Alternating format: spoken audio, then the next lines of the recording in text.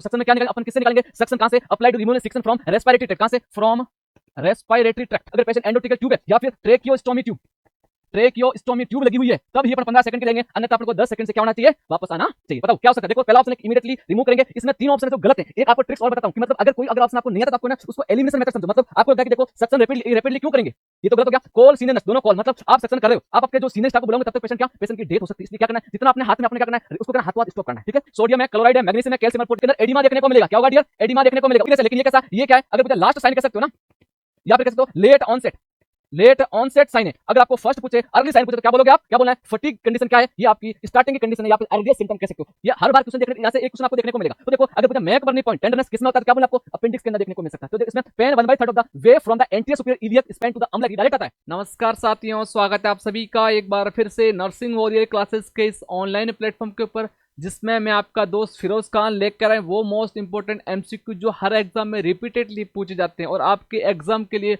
Most important साबित होने वाले। तो साथियों जुड़ जाइए और जोड़ दीजिए हर उस विद्यार्थी को जिसका सपना है नर्सिंग अधिकारी बनना है, क्योंकि ये वो एमसीक्यू जो हर बार एग्जाम में पूछे जाते हैं, इसलिए सबके लिए महत्वपूर्ण होने वाला है। तो साथियों किसी ने क्या खूब कहा है कि ईश्वर का दिया कभी अल्प नहीं होता, टूट जाए वो संकल्प नहीं होता, हार को लक्ष्य से दूर रखना मेरे दोस्त, क्योंकि जीत का कोई विकल्प नहीं होता और हम पैदा हुए हैं जीत के लिए। इसी के साथ मैं आज का सेशन स्टार्ट करता हूं, लास्ट तक बने रहना क्योंकि आज बहुत सारे हम क्वेश्चन डील करने वाले हैं। वो एमसीक्यू जो प्रायोरिटी बेस है, जो सिनेरियो बेस है, जो आपको प्रीलिम्स के एग्जाम में देखने को मिल सकते हैं। तो साथियों सभी से जुड़ जाइए और आपको अच्छे से क्वेश्चन को रीड करना है, चारों ऑप्शन को पढ़ना है और उसके बाद आंसर देने की कोशिश करनी है। चलिए साथियों आज के सेशन का धमाकेदार पहला क्वेश्चन जो हर बार रिपीटेडली देखने को मिलता है। पहला क्वेश्चन क्या है, during suctioning the patient complain of respiratory distress first nursing action should be. Question समझ में आ रहा है। क्वेश्चन क्या पूछ रहा है, क्वेश्चन पूछ रहा है कि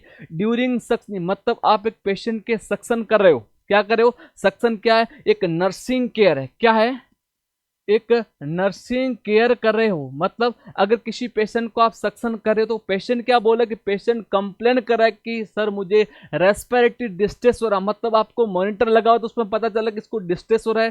तो अब फर्स्ट नर्सिंग एक्शन शुड, मतलब अब आपका एक्शन ही क्या हो सकता है, मतलब उस पेशेंट ने भी बोल दिया, मॉनिटर बता रहा है कि उसका रेस्पिरेटरी डिस्ट्रेस हो रहा है, अब आप क्या करोगे। पहला ऑप्शन है इमीडिएटली रिमूव्स सक्शन कैथेटर, मतलब जो सक्शन कैथेटर आपने डाला है उसको रिमूव करोगे क्या। बी ऑप्शन है कि suction rapidly in 5 second and remove the, मतलब आप रैपिड मतलब जो कर रहे थे उसको फटाफट करोगे 5 सेकंड और उसके बाद निकालोगे क्या। सी ऑप्शन है कॉल करोगे सीनियर नर्स को, मतलब आपके जो सीनियर नर्स है उसको बुलाओगे क्या। डी ऑप्शन है कॉल डॉक्टर इमीडिएटली। बताइए मतलब अब डॉक्टर को बुलाओगे क्या, बताइए। सभी आंसर देंगे, सभी अपना कमेंट बॉक्स में जरूर आंसर देने की कोशिश करेंगे। देखो साथियों आपको पता होना चाहिए सक्शन होता क्या। सबसे पहले अपन समझेंगे कि सक्शन होता क्या है, ठीक है।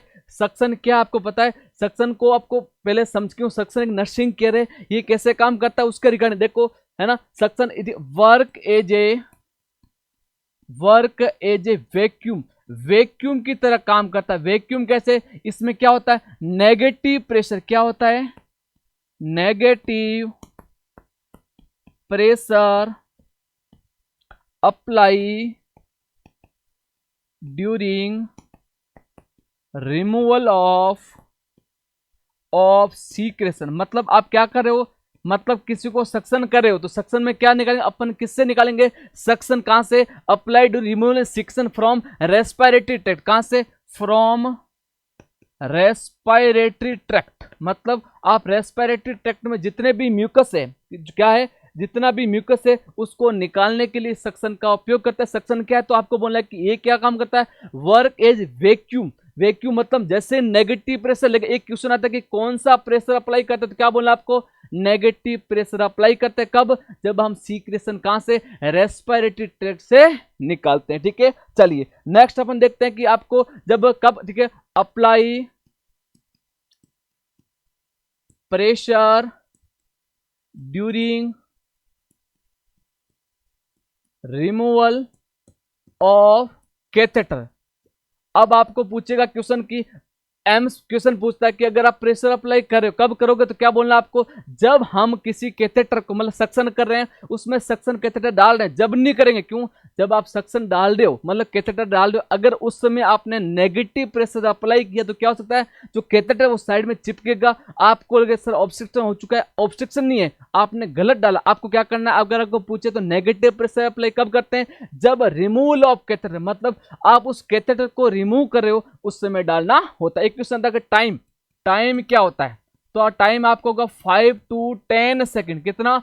5 to 10 सेकेंड है। अगर पूछे एग्जैक्ट पूछे, अगर पूछे एग्जैक्ट पूछे, अगर पूछे परफेक्ट आंसर क्या है, तो क्या बोलना आपको, 10 सेकंड ये आंसर देखने को मिलेगा। अगर एक सिर्फ पूछे कि क्या होगा 5 या 10 तो 10 सेकंड है। अगर वैल्यू में पूछे तो क्या होगा 5 to 10 सेकंड देखने को मिलेगा। एक क्वेश्चन आता है कि नॉट मोर देन, अगर आपको पूछे कि नॉट मोर देन तो क्या बोलना है, 15 सेकंड। कितने? 15 सेकंड ज्यादा कभी भी सक्शन करना नहीं होता है, ठीक है। वैसे आप 15 सेकंड कब करेंगे, जब इफ पेशेंट हैविंग किस पे है, एंडोट्रेकियल ट्यूब, ठीक है, एंडोट्रेकियल ट्यूब मतलब वो पेशेंट कैसा है, अगर पेशेंट इंट्यूबेटेड है तब ही 15 सेकंड तक जाएंगे, नहीं तो अपने को 10 सेकंड पे ही रुकना होता है। समझ गए? अगर आपको बोले नॉर्मल वैल्यू तो 5 to 10 सेकंड है। अगर एक मात्र आंसर पूछे तो आपको 10 सेकंड बोलना है। अगर पूछे नॉट मोर, अगर ये शब्द क्या, अगर आपको उसके अंदर ये शब्द देखने को मिले कि नॉट मोर देन मतलब इससे ज्यादा कब नहीं जाओगे, तो 15 सेकंड ज्यादा कब, जब या तो क्या है, अगर पेशेंट एंडोट्रेकियल ट्यूब है या फिर ट्रेकियोस्टोमी ट्यूब, ट्रेकियोस्टोमी ट्यूब लगी हुई है तब ही अपन 15 सेकंड के लिए जाएंगे, अन्यथा अपन को 10 सेकंड से क्या होना चाहिए, वापस आना चाहिए। चले नेक्स्ट क्या है, नेक्स्ट अगर पूछा प्रेशर मतलब किस एज में कितना प्रेशर रखते हैं, तो देखो आपको याद है ना 20 से 40 है ना, 20 से 40 mm ऑफ Hg, उसके बाद में 40 से 60 mm ऑफ Hg, उसके बाद में 60 से 80 mm ऑफ Hg, उसके बाद में 80 से 100, उसके बाद में 100 से 120 एम ऑफ Hg, ठीक है। तो सबसे पहले अगर पूछे आपको एडल्ट के अंदर, क्यों कहां से स्टार्ट होगा, एडल्ट के अंदर है ना, तो एडल्ट में कितना बोलना आपको, तो 100 से 120 एम ऑफ Hg। उसके बाद पूछे चिल्ड्रन के अंदर, अगर पूछे बच्चों के अंदर तो क्या बोलोगे 80 से 100। अगर पूछे इन्फेंट लेस देन 1 ईयर, अगर पूछे इन्फेंट लेस देन 1 ईयर तो क्या बोलोगे आप डियर, तो आपको क्या बोलना है 60 से 80 बोलना है। अगर पूछे टर्म नियोनेट है ना, सब जगह से क्वेश्चन निकले हुए इसलिए आपको मैं जोर से पढ़ा रहा हूं, मतलब ये हर जो टॉपिक हर लाइन से आपको आंसर देखने को मिलेंगे। उसके बाद में यहां पूछे प्री टर्म, अगर पूछे प्री टर्म बच्चा है, अगर इसमें भी प्री टर्म नियोनेट है तो कितना दोगे, तो आपको 20 से 40 mmHg क्या होता है, इसमें प्रेशर अप्लाई करना होता है। समझ में आ गया? तो आपको बोले तो देखो प्री टर्म नियोनेट है 20 से 40, 40 से 60, आप एक सीधा याद रखो 20 40 60 80 100, यहां लिखना 40 60 80 100 120। समझ में आ गया? यह प्रेशर अप्लाई कब करना होता है, जब आप सक्शन करते हो। आपको एक तो एज का पता होना चाहिए, है ना, ऐसे नहीं कि देखो बच्चे को आप सक्शन कर रहे हो उसको इतना 100, इसका मतलब क्या, उसमें आप ब्लीडिंग के चांस हो सकते हैं, आप उसको क्या समस्या कर सकते हो, इसलिए आपको ये टर्म ध्यान रखना होता है। इसका एक क्वेश्चन था कि कॉम्प्लिकेशन, अगर आपको पूछे इसके क्या कॉम्प्लिकेशन, 2 कॉम्प्लिकेशन देखने को मिलेंगे, कौन कौन से लिखिएगा। पहला कॉम्प्लिकेशन है हाइपोक्सिया, पहला है हाइपोक्सिया, दूसरी कंडीशन क्या है, ब्रेडिकार्डिया। क्या है लिख लीजिएगा डियर, क्योंकि हर लाइन से टॉपिक में से क्वेश्चन बढ़ेंगे। देखो सबसे पहला पूछिए अगर कॉम्प्लिकेशन मतलब अगर आपने अच्छे से क्या नहीं किया, अगर उसको हाइपर ऑक्सीजिनेटेड, हाइपर ऑक्सीजिनेटेड अगर नहीं किया, उसको FiO2 कितनी आपको 100% आपने नहीं दी। एक आप पता रखना कि अगर कोई पेशेंट को सक्शन कर देखे before and after suctioning of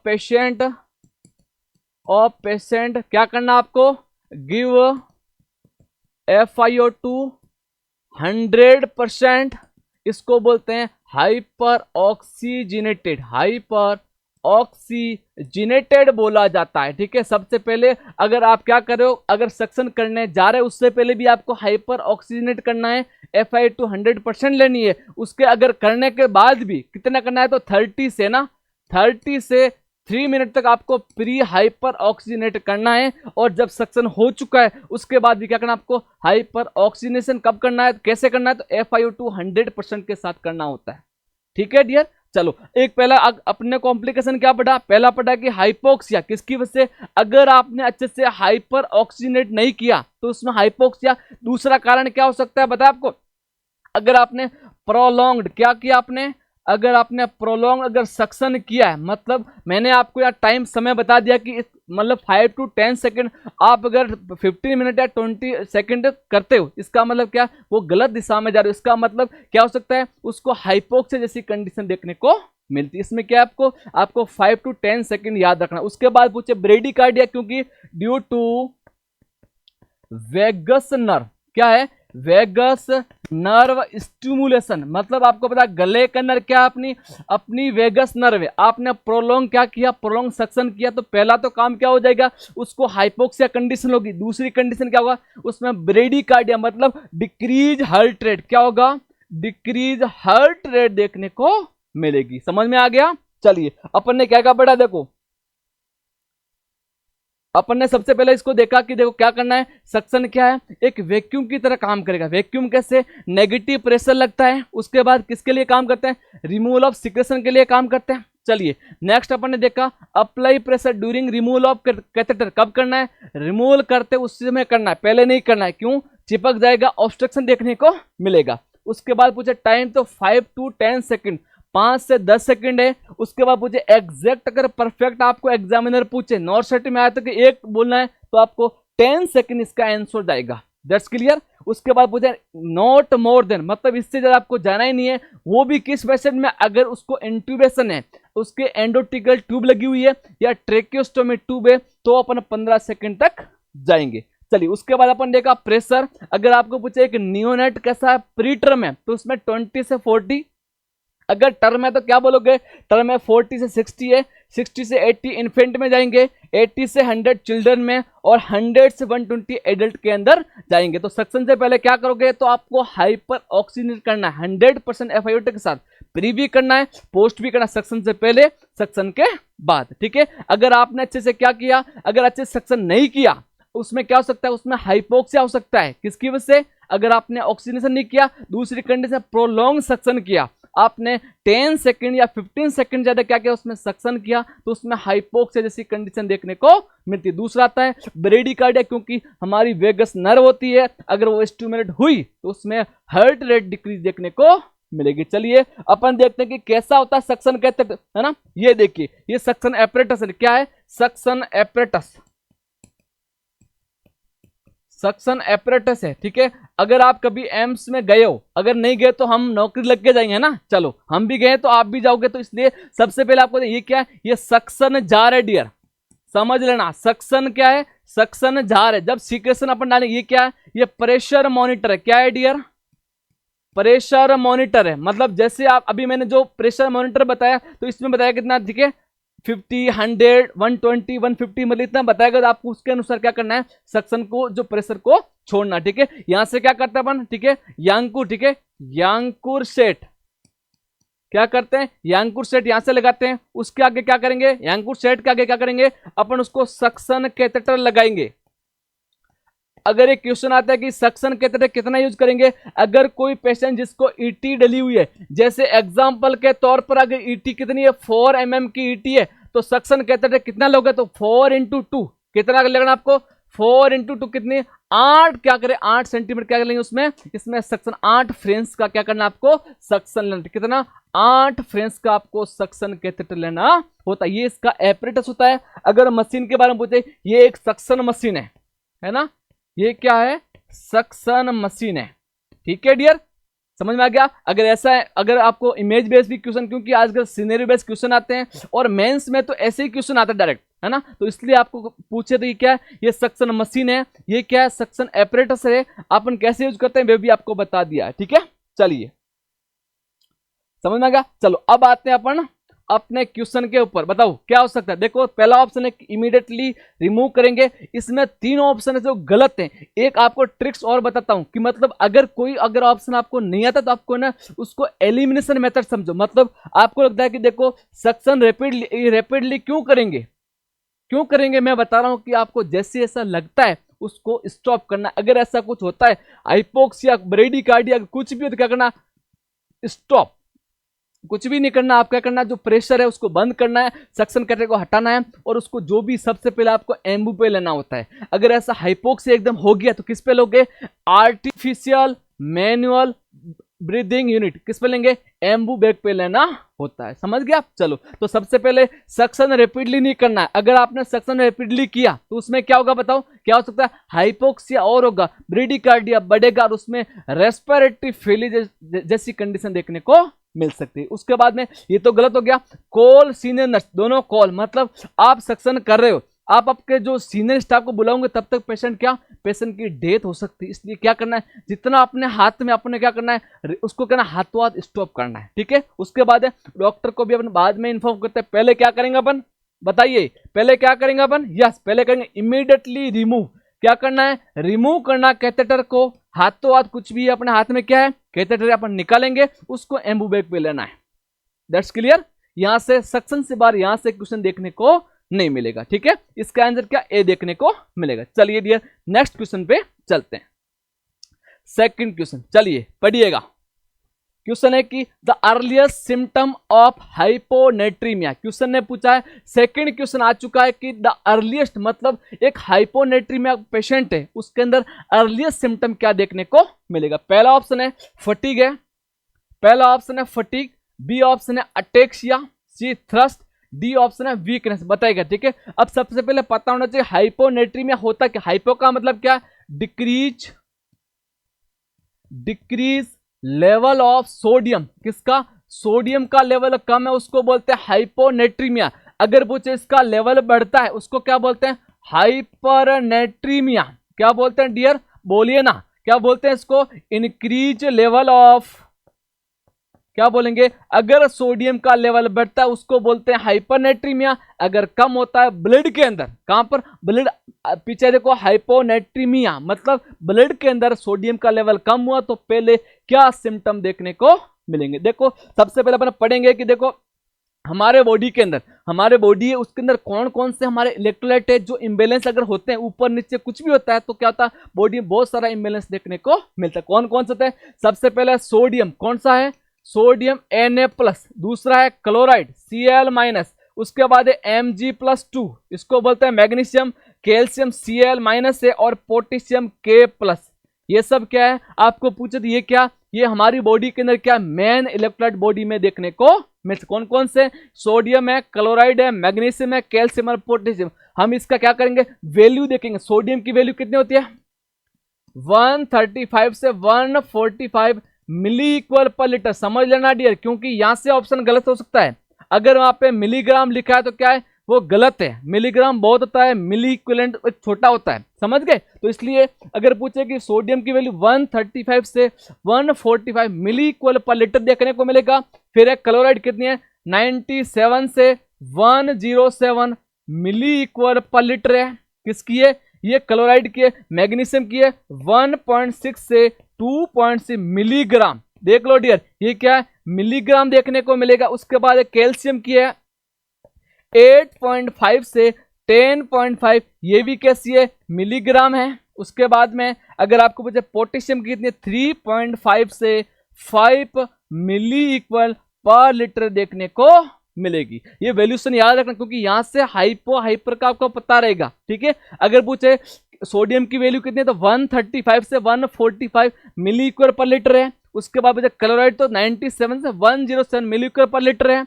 magnesium 1.6 से 2.6 मिलीग्राम पर डीएल। उसके बाद कैल्शियम में 8.5 से 10.5 मिलीग्राम और पोटेशियम 3.5 से 5 मिली इक्वल पर लीटर क्या होती है, ये वैल्यूशन देखने को मिलती है। अब सोडियम के बारे में कितना, उसने हाइपो बोला, हाइपो कब बोलेंगे अपन बताओ, हाइपोनेट्रीमिया लिख लीजिए डियर, है ना। यस हाइपो बोलेंगे अगर 135 मिली इक्वल पर लीटर से अगर लेवल कम है उसको हाइपोनेट्रीमिया बोलते हैं। अगर पूछे 130 कितना 145 डियर ना, अगर पूछे 145 मिली इक्वल पर लीटर से ज्यादा उसको क्या बोलेंगे, इसको बोलेंगे हाइपरनेट्रीमिया। इसका मतलब आपको समझ में आ गया कि हाइपोनेट्रीमिया हम कब बोलेंगे, हाइपरनेट्रीमिया हम कब बोलेंगे, समझ में आ गया ना। उसके बाद अपन क्वेश्चन पे देखो। अब आपको पता होना चाहिए कि हमारी बॉडी में जो जितने भी इलेक्ट्रोलाइट क्या काम करते हैं। पहला फ्लूइड क्या करेंगे, बैलेंस करेंगे फ्लूइड इन आवर बॉडी। हमारे बॉडी में जो भी फ्लूइड है उसका बैलेंस कौन करता है, तो इलेक्ट्रोलाइट करते हैं, ठीक है। उसके बाद में maintain your blood proper pH, ठीक है, ब्लड की प्रॉपर पीएच, एसिडिक बेस जो बना के रखता है वो कौन करता है, वो भी क्या करते हैं, इलेक्ट्रोलाइट करते हैं। उसके बाद में कैरी करेंगे electrical signals from nerve to muscle, मतलब कहां से, नर्व से मसल तक जो जो इलेक्ट्रिकल सिग्नल होते हैं वो कौन लेता है, वो भी इलेक्ट्रोलाइट इम्बेलेंस की वजह से होता है।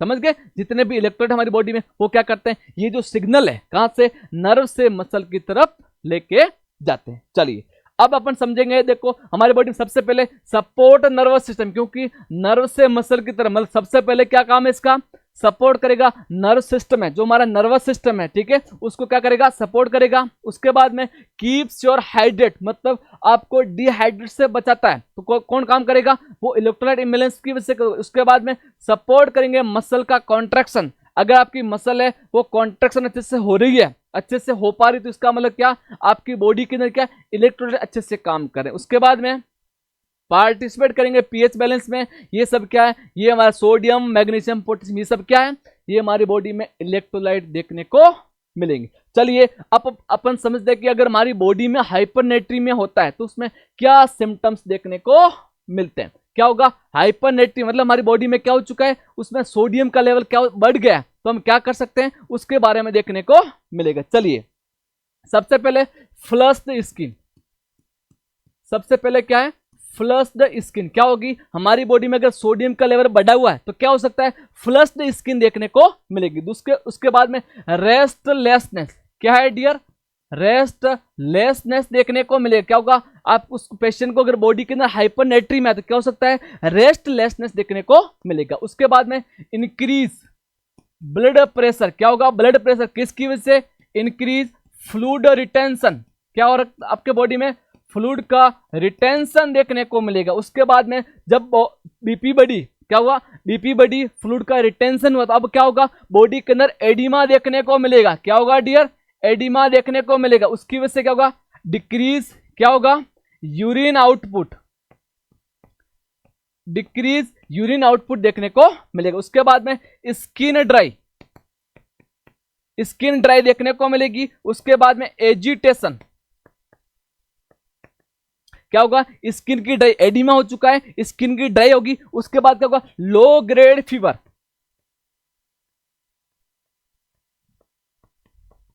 क्या होगा, सबसे पहले flushed skin, restlessness, increase BP, क्या होगा, इंक्रीज बीपी देखने को मिलेगी, फ्लूइड का रिटेंशन हुआ बॉडी में, उसकी वजह से एडिमा प्रेजेंट देखने को मिला। उसके बाद में इंक्रीज यूरिन आउटपुट। उसके बाद स्किन की ड्राई, क्योंकि जो हमारा जो स्किन तक जाना चाहिए वो पूरा वाटर नहीं जा पा रहा, उसकी वजह से स्किन ड्राई है। उसके बाद एजिटेशन होगा, लो ग्रेड फीवर और थ्रस्ट इंक्रीज, क्या होगा, थ्रस्ट इंक्रीज देखने को मिलेगा। अगर हमारी बॉडी में क्या हुआ, सोडियम का लेवल इंक्रीज, ठीक है, इंक्रीज लेवल ऑफ सोडियम, अगर हमारी बॉडी में increase level of sodium, sodium का लेवल बढ़ रहा है तो क्या हो सकता है, तो ये कंडीशन, उसके लिए क्या ट्रिक्स है, तो आपको ना फ्राइड साल्ट, क्या है, फ्राइड साल्ट, मतलब flushed skin, restlessness, increase BP, oedema, decrease urine output, skin dry, agitation, low grade fever, thrust जैसी कंडीशन देखने को मिलेगी। चलो अपन आगे चलते हैं। अगर पूछे हाइपोनेट्रीमिया, हमारी बॉडी के अंदर अगर हाइपोनेट्रीमिया होता है तो क्या हो सकता है, सबसे पहले स्टूपर कंडीशन, क्या होगा, स्टूपर हो सकता है। क्या होगा, बॉडी में स्टूपर जैसी कंडीशन देखने को, मतलब अगर जैसे हाइपो मतलब हमारा सबसे बड़ा इलेक्ट्रॉन जो बैलेंस है वो, उसकी वजह से क्या हो सकता है, अगर उसमें इम्बेलेंस हुआ तो स्टूपर, मतलब पेशेंट किसमें, स्टूपर मतलब कोमा जैसी कंडीशन हो सकती है। क्या हो सकता है, कोमा जैसे। उसके बाद में एनोरेक्सिया, क्या हो गया डियर, एनोरेक्सिया, इसको फटीग बोल सकते हो। फटीग क्यों होगा, एनोरेक्सिया है, लॉस ऑफ एपेटाइट, उसको भूख नहीं लग रही है, उसकी वजह से बॉडी के अंदर क्या होगा, लेथार्जी, लेथार्जी जैसी कंडीशन है, उसके बाद में टेकीकार्डिया। अब आप बताओ टेकीकार्डिया क्यों? क्योंकि बॉडी के अंदर क्या है, फ्लूइड पूरा नहीं है। क्या है? फ्लूइड पूरा नहीं है। अब बॉडी क्या मांग रही, फ्लूइड मांग रही, उसकी वजह से क्या होगा, उसमें टेकीकार्डिया देखने को मिलेगा। उसके बाद में उसमें आप कह सकते हो लिम्ब कह सकते हो, या मसल्स वीकनेस। मसल्स वीकनेस क्या हो सकता है, मसल्स वीकनेस कंडीशन। उसके बाद में ऑर्थोस्टेटिक क्या हो सकता है, ऑर्थोस्टेटिक हाइपोटेंशन क्या हो सकता है, ऑर्थोस्टेटिक हाइपोटेंशन। उसके बाद में लास्ट में होगा सीजर क्या हो सकता है, देखो ऑर्थोस्टेटिक हाइपोटेंशन है, उसके बाद में क्या हो सकता है, उसमें सीजर हो सकता है। उसका स्टोमक क्रैम्पिंग क्या हो सकता है, स्टोमक क्रैम्पिंग जैसी कंडीशन देखने को मिल सकती। तो अगर पूछे बॉडी के अंदर हाइपोनेट्रीमिया है, अगर हाइपोनेट्रीमिया तो क्या हो सकता है, तो फ्राइड साल्ट क्या है, फ्राइड साल्ट है ना, लिखिएगा। फ्लश्ड स्किन होगा, दूसरा रेस्टलेसनेस होगा, इंक्रीज बीपी होगा, उसके बाद एडिमा, डिक्रीज यूरिन आउटपुट होगा, skin dry, agitation, low grade fever, thrust increase होगा। उसके बाद पूछे हाइपोनेट्री में हमारी बॉडी में सोडियम का लेवल कम है, तो क्या हो सकता है, तो इसमें स्टूपर कोमा जैसी कंडीशन होगी। क्यों? हमारी बॉडी में फ्लूइड बिल्कुल नहीं है, इम्बैलेंस हो चुका है। एनोरेक्सिया, फटीग होगा, लेथार्जी जैसी कंडीशन होगी, टेकीकार्डिया, लिम्प या muscle weakness, orthostatic hypotension, seizure और स्टोमक क्रैम्पिंग जैसी कंडीशन देखने को मिलेगी। अगर इसमें पूछे कि अर्ली सिम्टम, अगर आपको पूछे कि अर्ली सिम्टम, तो क्या हो सकता है बताओ, अर्ली सिम्टम आपको पूछे तो क्या हो सकता है, तो आपको क्या बोलना है, अर्ली सिम्टम में क्या होगा, एनोरेक्सिया और फटीग जैसी कंडीशन देखने को मिलेगी। चलिए अपन चलते हैं क्वेश्चन के ऊपर। यस बताइएगा, ये आपका क्वेश्चन, पहला ऑप्शन है फटीग है, अटेक्सिया है, थ्रस्ट है और उसके बाद में वीकनेस। बताइए क्या हो सकता है।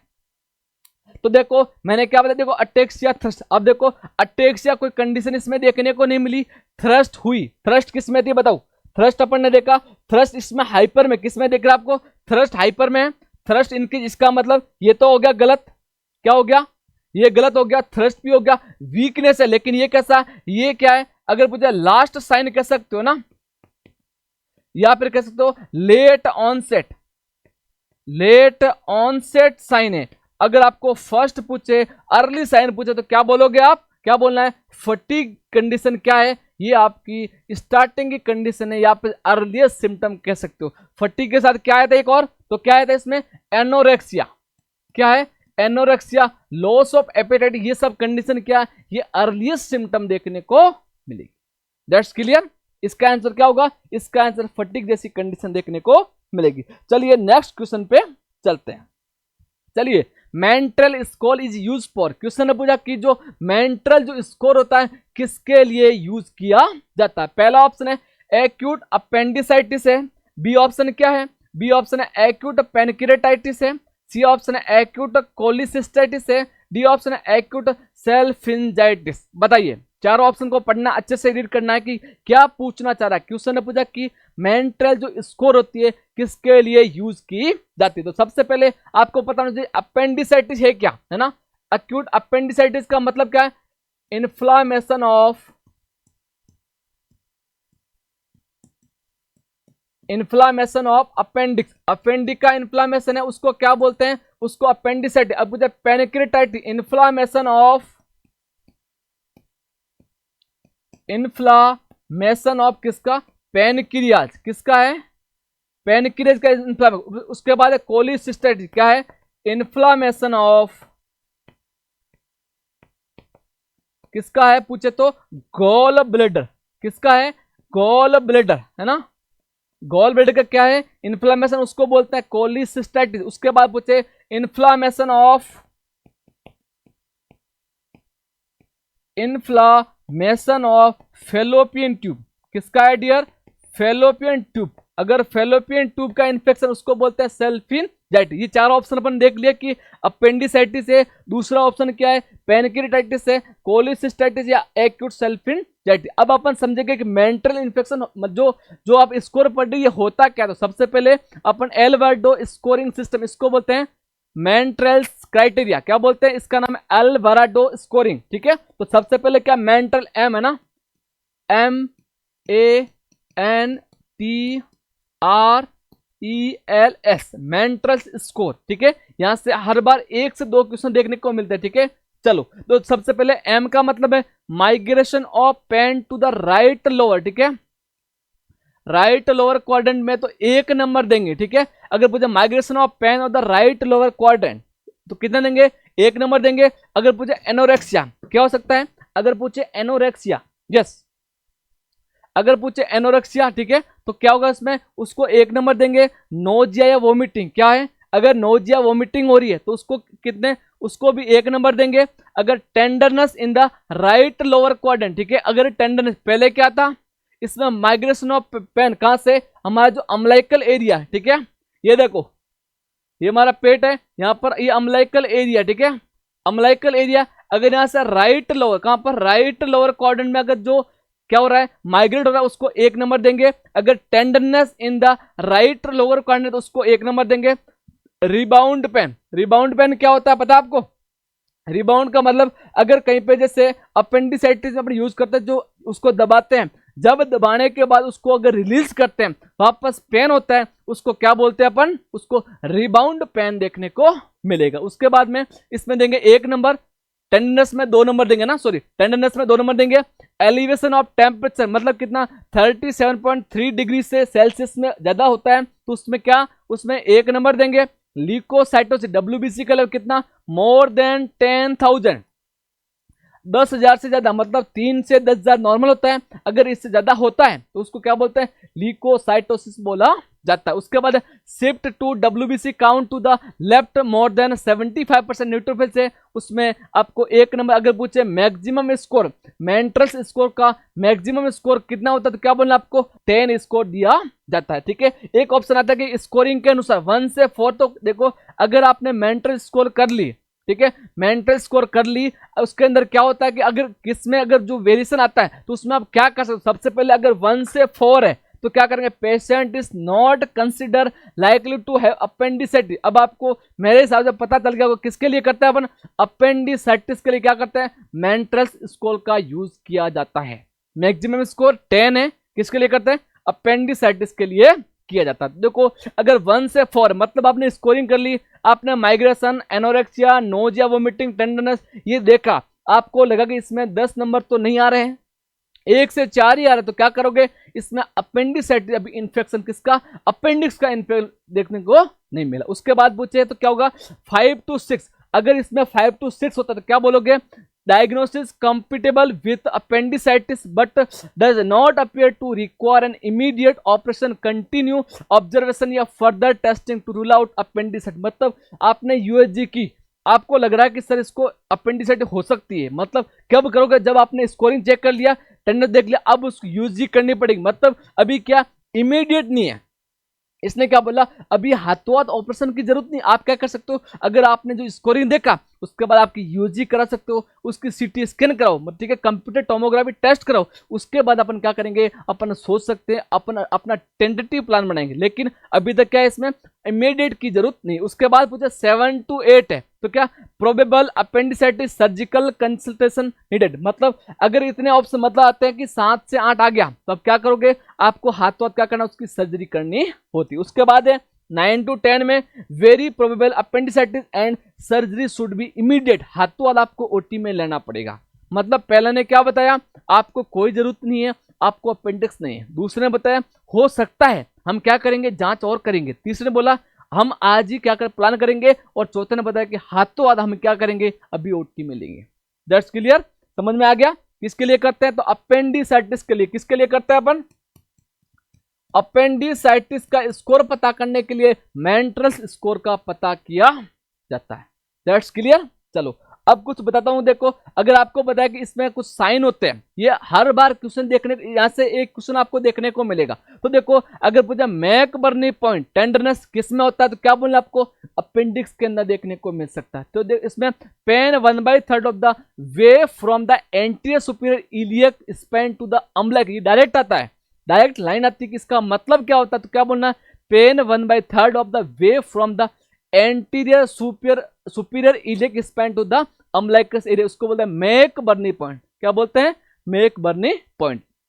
अब रोजिंग साइन क्या है, right lower quadrant pain when the left lower quadrant is the palpebrum, मतलब आप क्या कर रहे हो, कहां पे, अगर लेफ्ट लोअर क्वाड्रेंट में अगर आप क्या कर रहे हो, उसमें पाल्पेट कर रहे हो, अगर राइट साइड में, समझ में आ रहा है, देखो इसका मतलब है कि रोवजिंग साइन का मतलब है अगर लेफ्ट के अंदर जो अपेंडिक्स का पेशेंट है उसको लेफ्ट में आप दबा रहे हो, लेफ्ट क्वाड्रेंट में दबा रहे हो, उसकी वजह से राइट के अंदर अगर पेन होता है उसको क्या बोलते हैं, उसको रोवजिंग साइन बोलते हैं। उसके बाद सो साइन क्या है, pain with right hip extension, मतलब आप हिप का एक्सटेंशन कर रहे हो उसकी वजह से पेन होता है, उसको सो साइन बोलते हैं। ऑब्चुरेटर साइन क्या होता है, pain with internal rotation of the right hip, मतलब राइट हिप को आप रोटेट कर रहे हो उसकी वजह से पेन होता है, उसको क्या बोलते हैं, उसको ऑब्चुरेटर पेन साइन बोला जाता है। That's clear. चले अपन अब चलते हैं अपने क्वेश्चन के ऊपर, समझ में आ गया आपको, थ्योरी भी अच्छे से, मतलब एक क्वेश्चन के साथ अपन चारों क्वेश्चन को लपेट लें, मतलब यहां से अपन जो ऐसी चीजें पढ़ेंगे कि यहां से अपन जो पढ़ रहे हैं इससे जो पढ़ लिया उसके बाद क्वेश्चन नहीं आना चाहिए, मतलब हम पढ़ भी ये रहे हैं यहां से क्वेश्चन गलत हो रहा है, ये तो गलत बात है ना। ऐसा सिस्टम पढ़ेंगे, जो भी पढ़ रहे हैं अच्छे से पढ़ेंगे, मतलब इसमें से अगर क्वेश्चन आता है तो हमारा क्वेश्चन गलत नहीं होना चाहिए। दैट्स क्लियर, समझ गए। चलो अब देखो, इसमें पेनकिटाइटिस नहीं करते हैं, कोलिस के नहीं करते, तो किसके लिए करते हैं, अपेंडिसाइटिस के लिए क्या करते हैं अपन, मैंट्रल्स स्कोर का यूज किया जाता है। मैक्सिमम स्कोर कितना है लिखा है मैंने, अभी बताओ मैक्सिमम स्कोर कितना है, तो 10 होगा। That's clear. अगर आपको पूछे कि मॉडरेट है, अगर सीवियर कब बोलोगे, सीवियर कंडीशन कब बोलते, एक क्वेश्चन यहां से भी आता है, तो बोलना है कि मोर देन 7 to 10, मतलब 7 से 10 के बीच में, 7 से ऊपर है 10 के बीच में, उसको सीवियर कंडीशन। अगर पूछे लेस देन से, मतलब आप कह सकते हो 5 to 7, कितना, अगर 5 to 7 है ना डियर, दिख रहा है आपको, अगर 5 to 7 है तो उसको बोलेंगे क्या, मॉडरेट, क्या बोलेंगे, मॉडरेट कंडीशन देखने को मिलेगी। चले आगे, चलो नेक्स्ट क्वेश्चन पे चलते हैं। चलिए dear, tobacco control law is which level of prevention, question ने पूछा कि जो टोबैको कंट्रोल प्रोग्राम ले रहे हैं या फिर लॉ है, वो नियम है, वो किस लेवल के प्रिवेंशन में देखने को मिलेगा। पहला ऑप्शन है प्राइमरी लेवल, बी ऑप्शन है प्राइमोर्डियल लेवल, सी ऑप्शन है सेकेंडरी लेवल, डी ऑप्शन है टर्सरी लेवल। बताओ टोबैको कंट्रोल लॉ है वो किसके अकॉर्डिंग देखने को मिलता है, किस मतलब किस प्रिवेंशन के अकॉर्डिंग देखने को मिलता है। सबसे पहले अपन प्रिवेंशन के बारे में जानेंगे, मतलब प्रिवेंशन होते क्या है ना डियर। प्रिवेंशन क्या है, देखो लेवल्स ऑफ प्रिवेंशन है। प्राइमोर्डियल प्रिवेंशन, सबसे पहला कौन सा है, primordial prevention, prevention of risk factor. अगर आपको पूछे, आपको सबसे पहले पता होना चाहिए प्रिवेंशन कितने प्रकार, तो क्या बोला, 4 types of prevention, 4 types of level of prevention, कितना है, 4, मतलब 4 टाइप के लेवल ऑफ प्रिवेंशन देखने को मिलेंगे। तो सबसे पहले प्राइमोर्डियल है, तो prevention of risk factor at policy level. अगर पूछे किसका, अभी रिस्क फैक्टर नहीं है, मतलब कोई बीमारी भी नहीं है, रिस्क फैक्टर तो भी आए नहीं, बीमारी कहां से आई, इसका मतलब अगर किसी से रिस्क फैक्टर का प्रिवेंट करे तो उसको बोलेंगे प्राइमोर्डियल लेवल। दूसरा है कि प्राइमरी लेवल है, प्रिवेंट डिजीज बिफोर अकर रिस्क फैक्टर, मतलब इसमें क्या, अभी रिस्क फैक्टर नहीं है, इसमें रिस्क फैक्टर आ गया लेकिन क्या है, डिजीज नहीं है।